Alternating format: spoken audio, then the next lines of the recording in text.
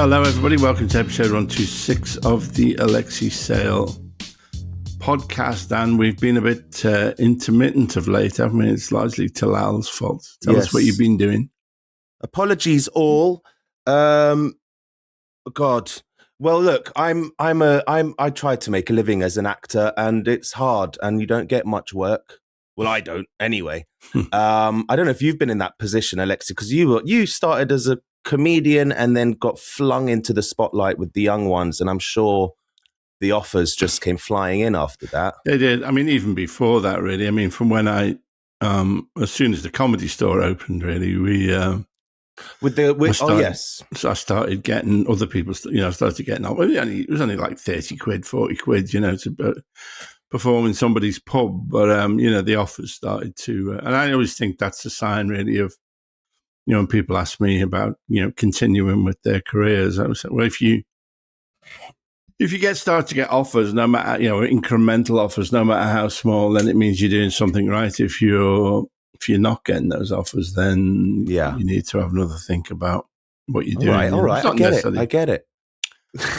So yeah, I should quit. always in demand.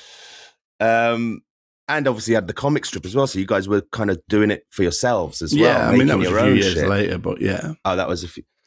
Well, I get pretty good work as voiceover stuff. You do? You're very much in demand. I'm in the new James Bond game as well, if anyone's playing that. That's like my biggest voiceover job yet, and it's very exciting. I'm playing it at the moment. It's a good game. But screen acting, it doesn't come very often. I've done an advert here and a big bit part in a series or something, like a line in a show. But then I get this offer to be in a film and to fly out to Morocco for 2 weeks, which is where I've been, listeners.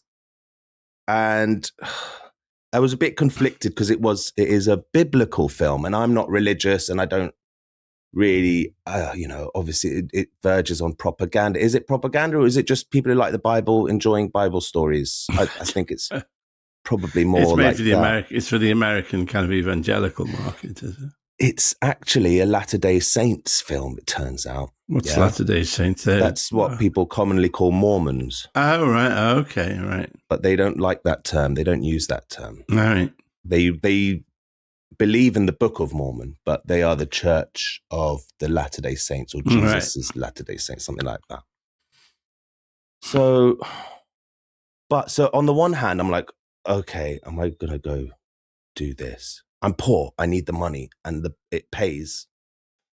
And it's a paid trip to Morocco, where I've never been. Yeah. So I hope you can forgive and understand why I took the job. And I'm getting paid to be an actor, which is what I want, And my agent said, just look at it as a historical. Our agent said, look at it as a historical film. Don't think too much about it. And you know what? It's a cliche. They're known for it, but I'll call them Mormons as a shorthand here, but I do acknowledge they like to be called Latter-day Saints. They're very nice. That's one of their gimmicks, is how fucking nice they are. That's better than being horrible, isn't it? Yeah, and supportive, and after every take, that was awesome, Talal. That was awesome. Like, God, you're so good. And it's just like, wow, am I really that good? They make you feel amazing. But I'll tell you one little thing that was kind of serendipitous, and that kind of told me it was kismet, this job. Yeah.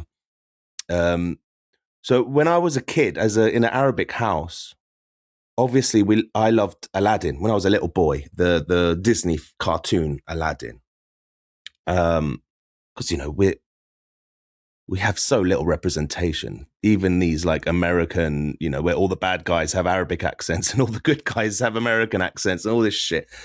We still fucking loved Aladdin. And near the beginning of the film, there's an establishing scene in a market, in ancient Agrabah.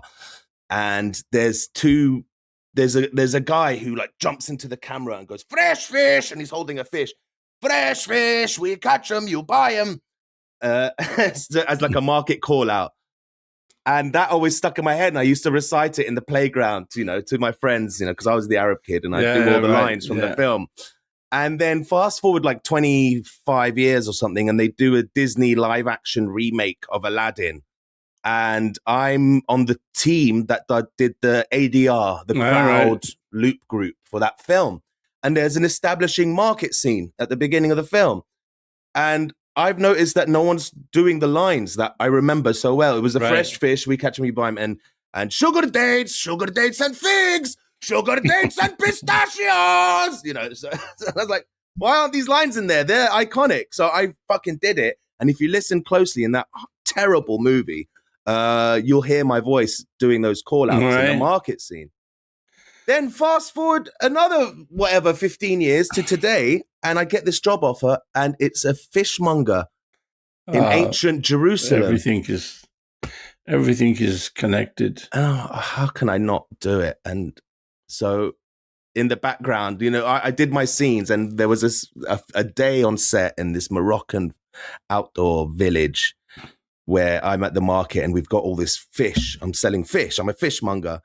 And in the morning, it's all fresh and it's piled with ice on top of it and everything. But by 3-4 in the afternoon in the desert sun, it was nauseating how disgusting the smell. And the scene involves us chopping these fish up, slicing their guts out, scraping the scales off. And by the end, I was covered in fish guts. Yeah. And just, it was disgusting. And when we weren't filming, I had to go sit in this green room, and I was just sitting in this smell. It was worse being indoors because I was sitting down. The smell was coming off my apron into my face of this rotting fish. This is what they don't know. This is what they ask of us. This is what we suffer. A full day in the desert with rancid fish. It was gross. And surprise, surprise, I got very sick a couple of days after that. Oh, that's why you got sick. Yeah, right. I think either that or it was the tap water or a combination. I think maybe I had some fish under my nails and I bit my nail or something. But, all right. I got really sick out there, and I was basically I got food poisoning, and it triggered my diverticulitis, which gave me a fever, and I was sweating, and I was gonna get so many complaints. I had to film like this guy. You had to film, oh dear. I had to go on set for one day like that as well. Oh. But yeah, so there I was, and there was a scene when we did my close-ups and all that, but then later on, I'm in the background selling fish, and guess what? I shout out, fresh fish, we catch them, you buy them. And so, yeah, it was kind of poetic in that way. And I do feel grateful, but, you know, don't judge me. I'm a jobbing actor, and I took the job. Forgive me. Welcome back to the more, you know, the less... the more, what would you say, really? The more, not exactly ethical, but the less morally traduced world of the Alexei and Talal podcast. Yeah, I always feel safe here, and I'm happy with the message we give on this podcast. Yeah. It does feel valuable, doesn't it, that we have this output and we're able to speak. I suppose so. The truth and stuff. You know, it's not many people have the privilege of having a platform like this. No, it's. It does. Yeah, it's enough for me, really. Good. But I feel, what have I missed? I've been completely out of the loop, mate. Yeah. No, I was going to say, you know, gentlemen are wearing badger feathers in their fedoras on Pall Mall, and they do say that Lady Archin Grip has. I don't know. The political. I mean, it's what we got really. Andy Burnham is running for and probably will get elected as the MP for Makerfield. I think that I was just talking to a friend of mine who was a kind of political columnist, just saying people I think are going to be rapidly disappointed with him. But I suppose it'll be put off the collapse of the Labour Party for another year or two until they've delivered us into the hands of the oligarchs. He's running. When is this election going to be? I don't know. It should be fairly soon, presumably. And then we're expecting him to challenge Starmer for leadership. Challenge Starmer for leadership, and then we'd take him over West Streeting, though, wouldn't we? I suppose I'd just like to see the Labour Party destroyed. I just think it's a force for bad. So the sooner we get it over with, the better. Really, I think that presumably Burnham won't do anything with the repressor, whether, I don't know, suspending jury trials, the highly illegal and immoral detention of the Filton Elbit my systems, God, yes. Protesters, all Under that. terrorist charges, right? Plans to charge them, sentence them as if they've committed terrorism. I mean, all that really. I mean, there was a UN report a few weeks ago just saying talking about I think it was UN and the charity just saying the erosion of civil rights in Britain is really precipitated, precipitous, but it's and this is, I mean, this all, I think, personally comes from Starmer. That's the one thing he's passionate about is Zionism. Zionism, and protecting That's Israel the root and of it Israeli all, interests. isn't it? So we've got that. I can't tell you how blissful it's been not to think about Starmer for 2 weeks. He hasn't crossed my mind. It's been quite quiet here about him, actually. But also in, if we follow our, this podcast, highly unpleasant and interesting military matters, there's this group, Electronic Intifada, John Helmer and Asa Winstanley, they've been showing some very interesting footage from Hezbollah in southern Lebanon, and they have there's been articles in the mainstream media, but not really enough. There's these first-person view FPV drones, which are controlled via like 25-kilometer long kind of control wire of like essentially about the thickness of a kind of fishing wire, so a very thin strand of wire. And these, there's a lot of footage of these drones flying straight into Israeli army jeeps with Israeli army soldiers in them, or into tents or rooms with Israeli soldiers in. And the Israelis are not, of course, reporting, but they're suffering, substantial losses on the battlefield. I think they're also flying them into northern Israel and causing panic there. And Israel's only response is to, bomb innocent civilians in the suburbs of Beirut. It's a monstrous kind of lashing out, but they can't. The cowards can't. They can't defeat Hezbollah on the battlefield, so they're just bombing civilians. It's disgusting. I've seen that they've been creating new craters in Gaza as well with some new and they during Eid, squeezing, taking 70% of Gaza, and the behavior of genocidal behavior of inhuman monsters, which is what they are really. But it's interesting to see that these FPV drones are really they've got no tactic at it. And I wonder, I don't know whether armed resistance in the West Bank is less because of the quisling leadership of the Palestinian Authority, but I think if militants got their hands on those drones in the West Bank, it'd be interesting to fly them into some illegal Israeli settlements and see how they reacted to that. Right? So maybe that will happen in time, really. But it's interesting development on the battlefield. I've run out of things to say now. Well, I think that's fascinating that the drones are wired like that. Yeah, because obviously, if you use a radio signal to control them, then it can be jammed. It can be interrupted. Right. I always thought that. Really, I remember years ago when I was still writing for the Telegraph, and the editor was this woman, which she called Erin. Her husband worked for Jane's, who were kind of used to produce these books about military equipment for professional, for armed forces and stuff. And I remember asking him about how you could. Then I was thinking just about. Then it seemed like the authoritarian, the bad guys, which I would consider, our own government or the Israelis would operate drones, and how could you defend against them? Whether there was a way to interfere with the uplink, really, with the radio signal. I think there is. But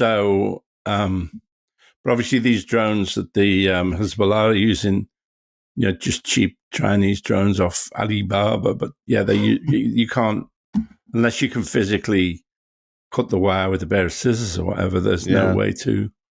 There doesn't seem to be an effective way at the moment to stop them, really. So it's really a game changer for the moment, really, putting the offensive back in the hands of the oppressed rather than the oppressor, however briefly. I'll be interested to see how they, when I say it shows on responses, to just kill more innocent civilians. Yeah. It'll be interesting to see how they respond to these drones. They cost a couple of $100. They're armed with, I think they usually arm them with the warhead off RPG-7 anti-tank rocket. Right. Yeah. That's fucking mad. But I mean, obviously, the Israelis have used drones liberally in Gaza, and use them to drop hand grenades on children and shoot children in the head and so on. So and lure people out with the sound of babies crying, just to shoot them.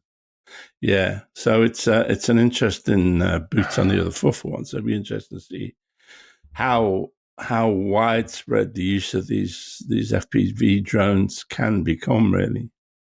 And at the moment, there is no defense from them. They're taking out the Merkava tanks. They're taking out Brezhnev carriers, taking out those fucking awful bulldozers, the D9 bulldozers, armored bulldozers they used to just demolish people's homes.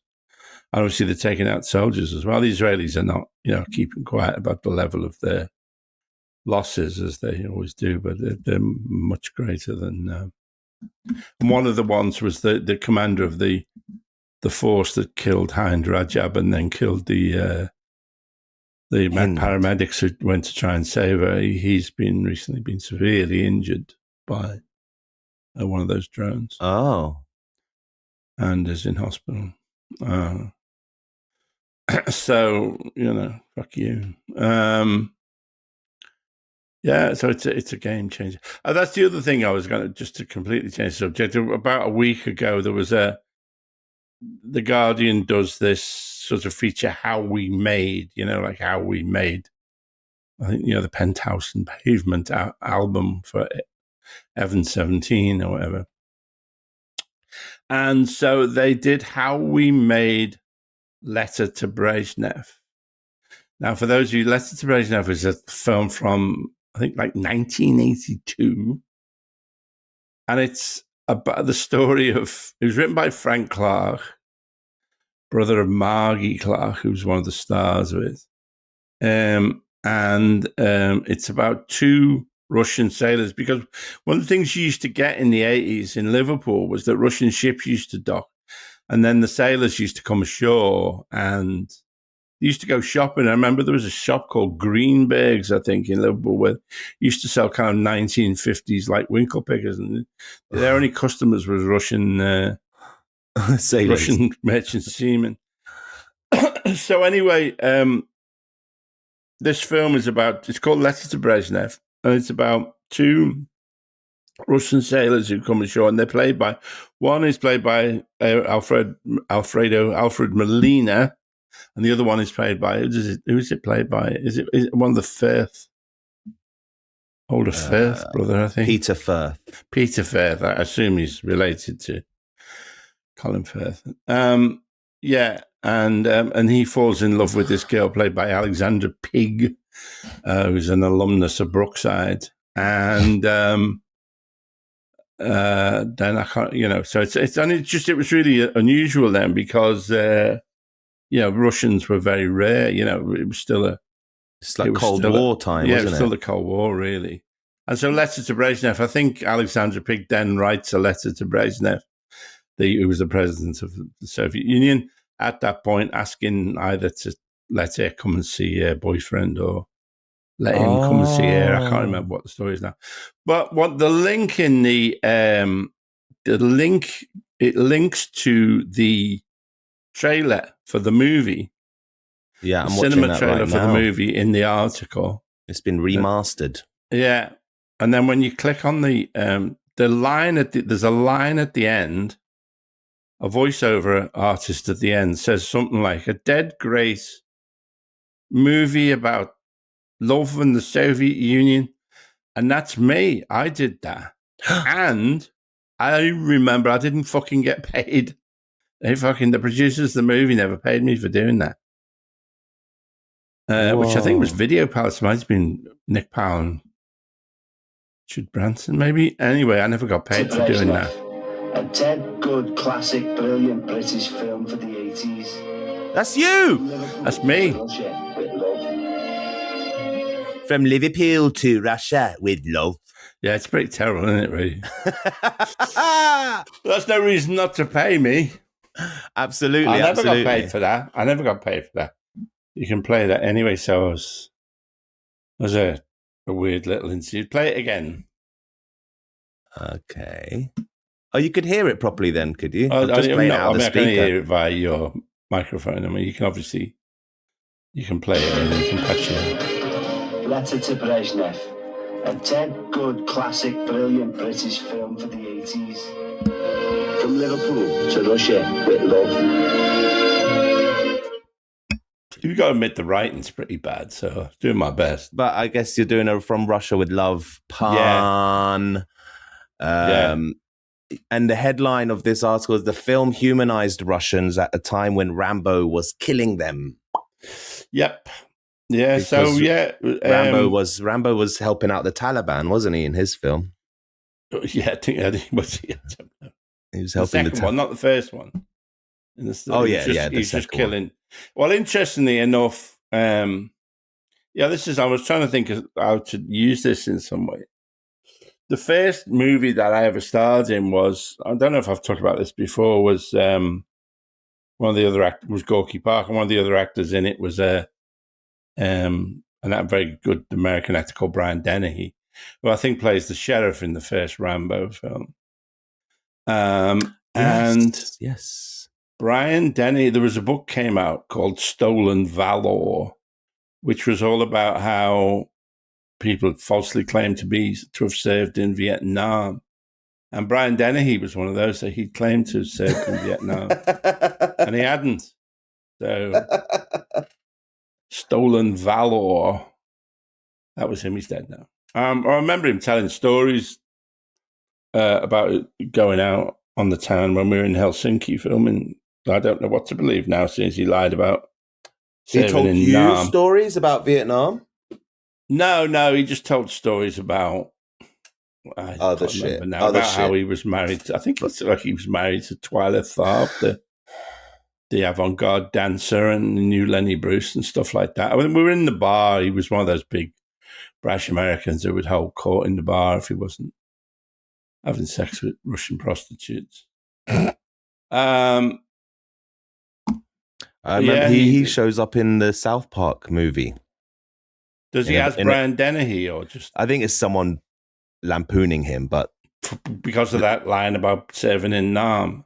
They just there's a really good the South Park Bigger Longer Uncut film is one of my favorites. It really holds up. It's so funny. And they have a song about Brian Bodando, who's like a figure skater, and then Brian Dennehy just walks into frame and goes, "Hey, are you talking about me?" And they're like, "Who the fuck are you?" And he goes, "I'm Brian Donahue."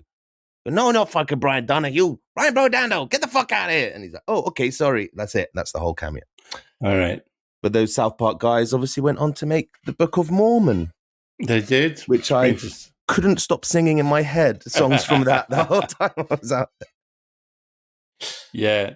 It's funny because I was listening to a radio program, someone had mentioned Lou Reed. And I remember doing the Clive James show with Lou Reed.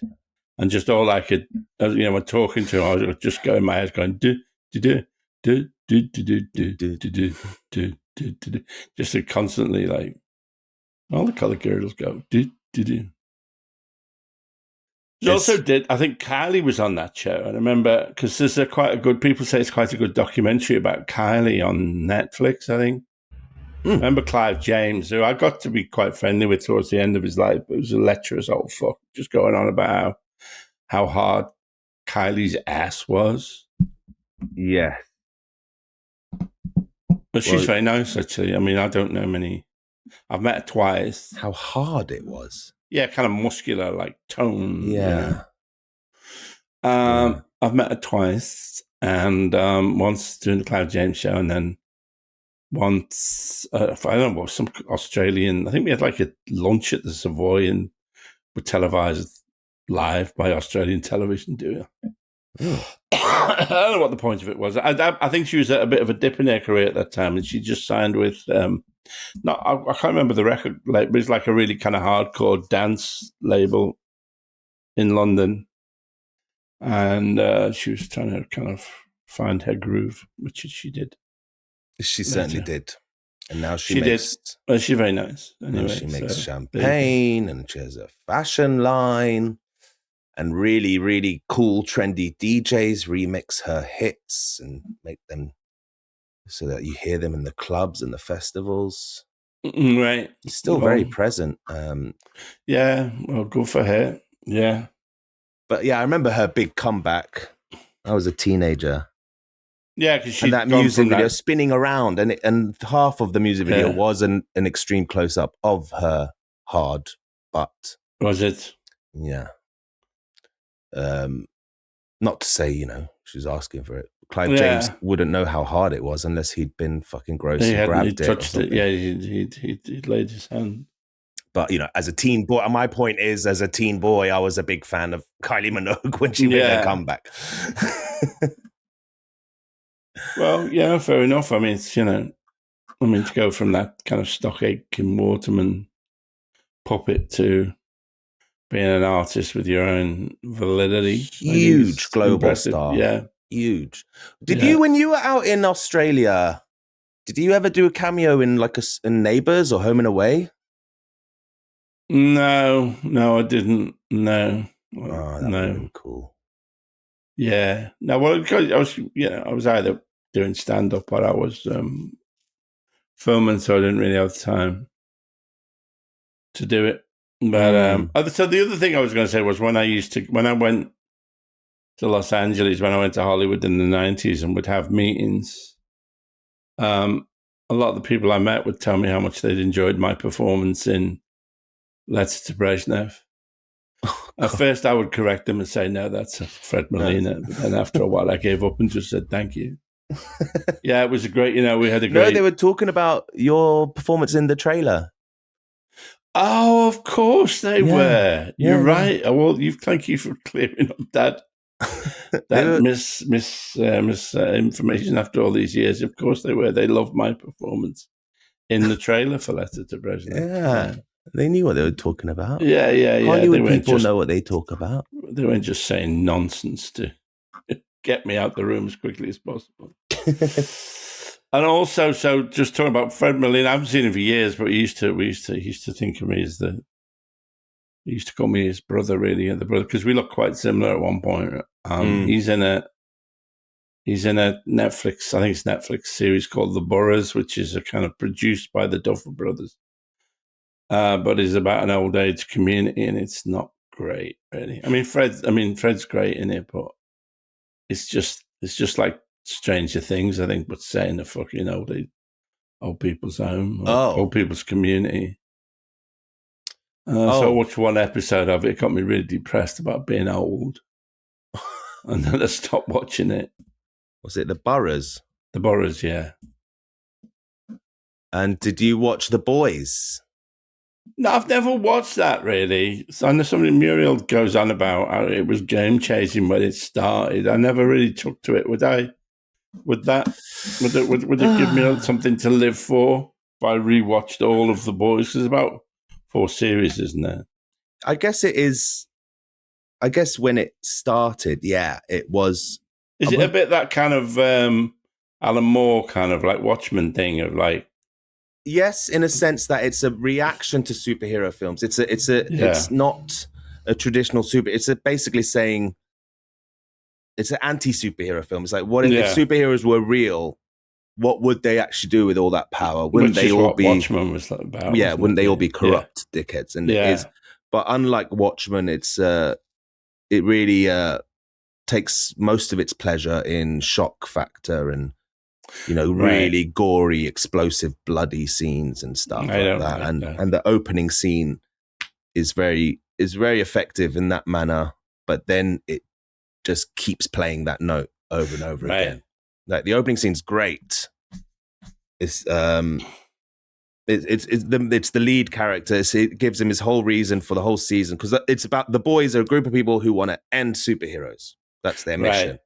And the main character at the beginning is in love. He's got a beautiful girlfriend. They're walking down the street. He's asked her to move in with him or something like that. Gives her a big kiss. And then she just explodes because the fastest man on earth, basically like the Flash, just runs through her on his way to solve a crime or something. And he's not even considering, they look down on human beings, basically. And he just runs through this woman who explodes at mid-kiss. And he's standing there covered in blood. This is the opening scene of the show. Right. I don't know if I've seen that. Yeah. So I think by the 5th season, I think that's what it just was. Just that all the time, they have to keep upping themselves. Yeah. And you're like, fucking hell. But I did find myself, even in the last few episodes, going, whoa, I wasn't expecting that, even though I very much should be expecting it. There's no narrative kind of development on that theme of... There is, yeah. Yeah, they do. The story's decent. I don't like the acting is very good. Yeah, I don't like people being killed for comic effect. Really, it's a lot of that, and it is sickening sometimes. Like you find it a bit much. Yeah, but there's also very creative things. Like they have to think of hundreds of different superpowers. So some guy's superpower, is like I could be invisible, but then they have to start thinking of more and more absurd ones. And one of them is that his dick is a massive controllable limb, and he uses it to fight with. Or some guy can fart poisonous gas, and they just get ridiculous with it. Yeah, well, you see that in like Deadpool, don't you? Yes. Lots of, but the acting is very strong in it. I'll say that. There's also disappointments. There's also, I have to say, the latest Jason Statham film. It's not that good. I used to like a mindless Jason Statham film. I know somebody who met him a few times and said he is also very nice, and he is obviously a very skilled martial artist. I don't know whether he just does like TV martial arts or whether he's trained in one particular martial art. But he clearly can do it. I think he's a kickboxer, like Muay Thai or something like that. Yeah. But he was recently pictured driving around Hollywood in his big 4x4 with a big Palestine flag on the bonnet of his car. Oh, well, good for I literally saw that this morning. Yeah, good for him. Well, he's he's an ex-special forces yard, blah blah blah. But they're sort of basically given up. I mean, I suppose it's John Wick. They've basically given up on any plot on, once the woman he's staying with is killed, and then he just goes on a killing spree after that. Right. Really. It's just, yes. You watch it because you like him. It's not for anything else. The fight scenes and stuff are, very professionally done. But I was going to say I often think about that. I'm not a particularly huge fan of the Austin Powers film, but there is a brilliant bit, and I think it's the second one or the first one where, one of those, numberless characters is killed, like a henchman is just killed. Yeah. And rather than just, that being it, you then follow his story. So you get like, yes, you find out he's married. It's his birthday, and his family are waiting for him to. I was thinking, that's fucking brilliant. That's really clever shit, because one, it's funny in itself, but also it's it's a commentary on this kind of idea of the endless kind of slaughter of people in being these made movies into entertainment. Yeah. I just thought that was so clever. Because he's a Scouser, isn't he, Michael Myers? His mother was from Liverpool. Or... Oh, I thought Scottish. Maybe his granddad was Scottish. His granddad was Scottish. Yeah. Who he based the character from. So I Married an Axe Murderer. His dad in that is Scottish. And he plays his own dad in it as well. And right. gone very quiet of late, hasn't he? I don't know whether he just got so fucking rich and successful he kind of gave up. I think he does stuff in Canada. Like well, TV. That's no good to the rest of us, is it? Can all do stuff in Canada if we want. That's not playing the game. Is he living? What does the internet say about him? Has he moved back to Canada? He's working on Shrek 5, obviously. Oh, right. Okay. Oh, Christ. In development. What else? But that's not. I mean, that's a couple of days' work, isn't it? Really, he can probably do it from his fucking broom cupboard as well. He's got, God, he was in that Michael Jackson film. Well, that's a weird choice. And he hasn't been in anything for a few years before that. Like 2022. He's done cameos in Saturday Night Live. Maybe he just got fed. He's had enough, really. There's a rumor of an Austin Powers 4 and Shrek 5. Yeah, I think he's Shrek very comfortable. He doesn't need to work, does he? Yeah. And I looked up Jason. I was trying to figure out what Jason Statham film you were talking about. Yeah, I was looking up latest Jason Statham, and he's in like 4 films already this year. Like he's just he works so much. Yeah, he works so much. Oh, so the Beekeeper. I remember seeing The Beekeeper and going, "What?" So it is just his wife dies and he gets revenge. It's not even his wife. It's some lady who's looking at who's like said she'll cook him a meal. It's like it's like the thinnest motivation. She says, like, it's just like he's living. It's very thinly sketched, and he keeps bees, and this woman's nice to him, and she says, "Why don't you come up to the house and I'll cook you tea tonight?" And he says, "Oh, nobody's ever been cared for me before." Let me guess, he's like an ex-Secret Service. Yeah, well, it turns out, he's Special Forces, not that bold. But in the meantime, in between cooking, I don't think she ever gets around to cooking his tea, because in the afternoon she's scammed out of all their savings and a charity that she looks after just to up the ante, because they obviously felt that just they're losing their savings wasn't enough. So she scammed out, and so she shoots herself with oddly enough, a Beretta 9mm Model 90 or Model 92, which she has lying around for some reason. Mm-hmm.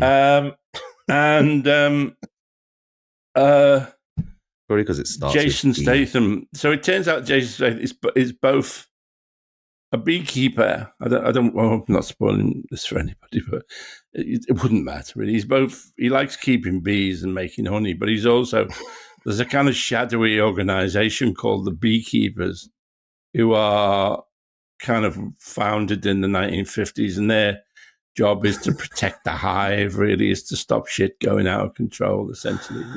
And he's a retired beekeeper, and that's why he's got all these kind of martial skills and stuff. Expose the corruption, protect the hive. Yeah. So but they're like it's just a secret society of beekeepers. Yeah. So he then goes on a rampage because this woman hasn't made him his tea. And it turns out that the guy who's like running these scams is the dissolute son of the president of the United States, for no fucking reason whatsoever, really. Oh my God! Is that Is that a commentary on Joe Biden's son, Hunter Biden, or something? I suppose so. It's so kind of heavy-handed that it doesn't really, it doesn't particularly fit us. Anyway, I was a little bit.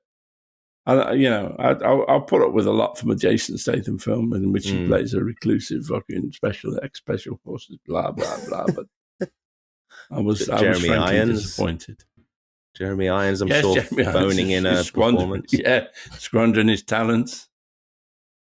Speaking of bees, listeners, I behoove you to consider joining the Patreon. Go to patreon.com/alexeisaylepodcast to join the chat groups there. We've got the general chat group We've got the questions for Alexei chat group. We've got suggestions for Alexei Reacts. We've got Alexei Reacts, a weekly show where Alexei reacts to shit he's done in the past, hosted by me.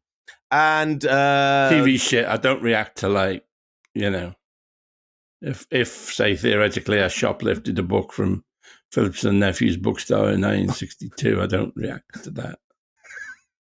Not that there would be any before surveillance cameras, really. You react to your own crimes of the past. Well, maybe you never know how near the bottom of the barrel we'll get in the future. Yeah, but yes, yeah. Alexei will react to TV shit. People have sent in your albums, clips from your albums to react to, but that would just be us sitting there listening. It's audio, to isn't it? Yeah, it's not. You could, yeah. I think watching stuff is better. We're going to record one in a minute and put that straight up on the Patreon just for paying Patreon subscribers. There's also other stuff on there, bits and bobs that we've filmed over the past years. Go to patreon.com/alexeisaylepodcast and support the show. Throw us a couple quid a month, and it means a great deal. It keeps the machine going, and it means we can stay in business. I know we've been out of our regular scheduled programming for the last few weeks, but we're back, baby. Okay, until the next obstacle comes along. But we mean to be back every week. We're always around.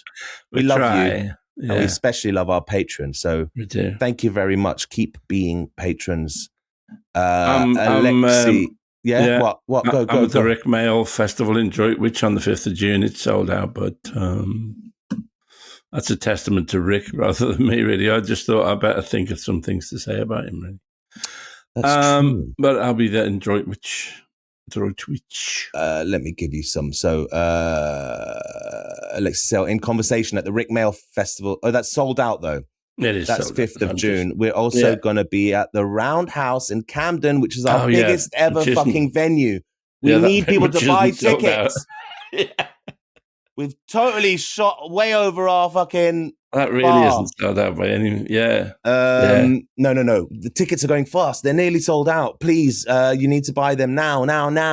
We're playing the Roundhouse in Camden on the 2nd of August with extremely special guest, Diane Morgan, a live taping of the Alexei podcast. And we're also sold out at the Rope Tackle. Oh, yeah. Are we putting in an extra show? I can't remember whether we... We're going to give it a bit of time before we decide. But yes, we have the option of doing a matinee because it did sell out quite quick. Yeah. And the matinee wouldn't be a live podcast. It'll just be like a Q&A with you. I'll just interview you on stage. Right. Or should we find someone else to interview you? You'll be sick of me by the time we record the podcast. Never? Oh, thank you. I'll never be sick of you. Oh, Alexei. Same, buddy. Same. Right back at you. Thanks to Barry Ferns for our last episode. That seemed to have done well. Mixed responses, but people are reacting to it, certainly. Some people had a problem with his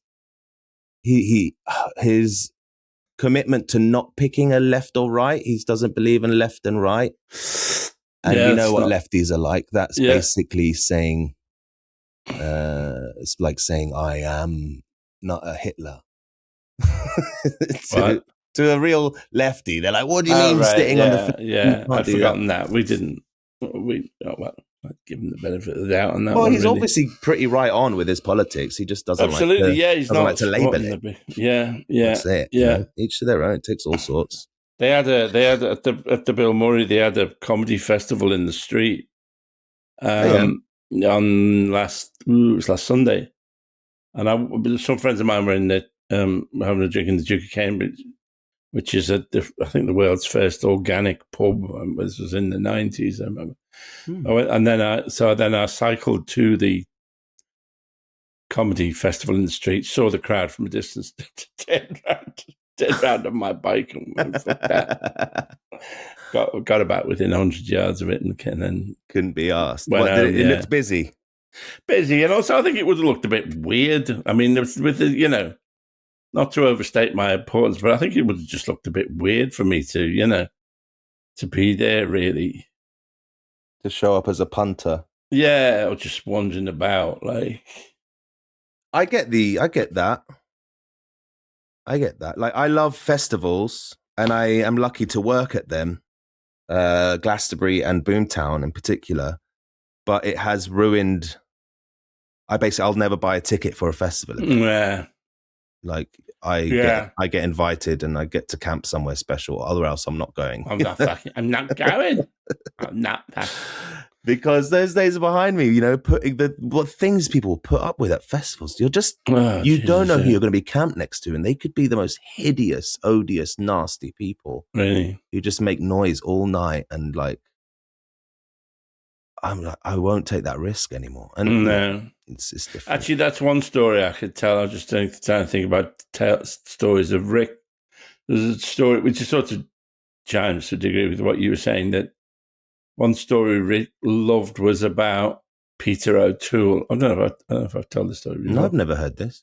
All right, so Peter O'Toole was sharing a flat when he was a very young actor. Was sharing a flat, I think, with like Richard Harris or some other, Michael Caine or Norman Wisdom or somebody.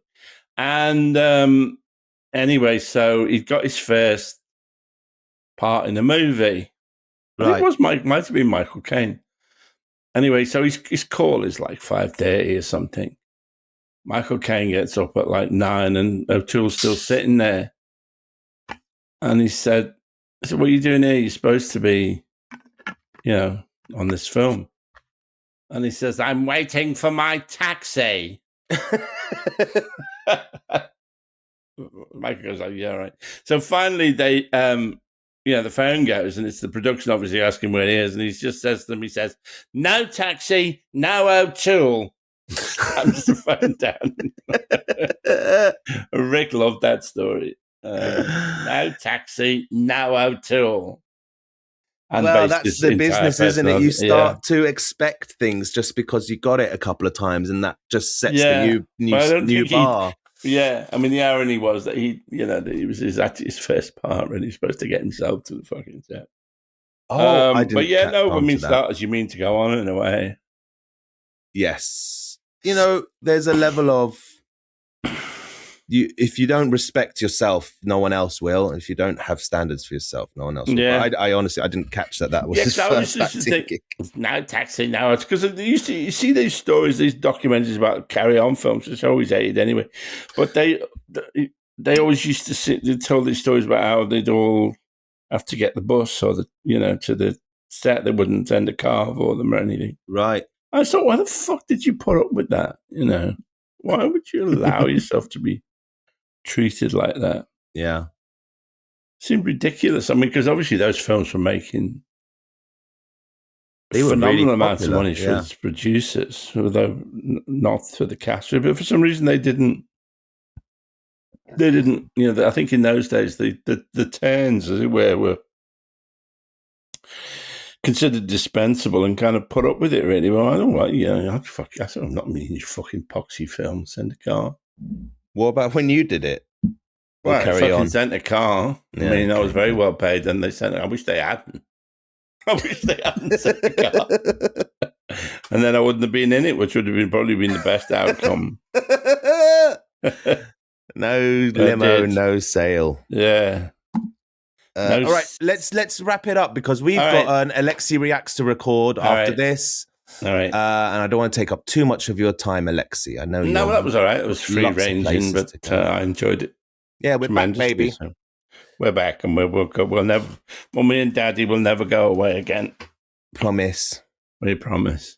Promise. Bye bye. Bye bye.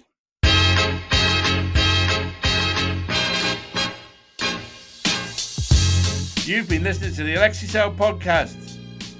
This show is produced and edited by Talal Karkuti. Music by Tarbush Records. Thanks to Audio Boom for hosting us.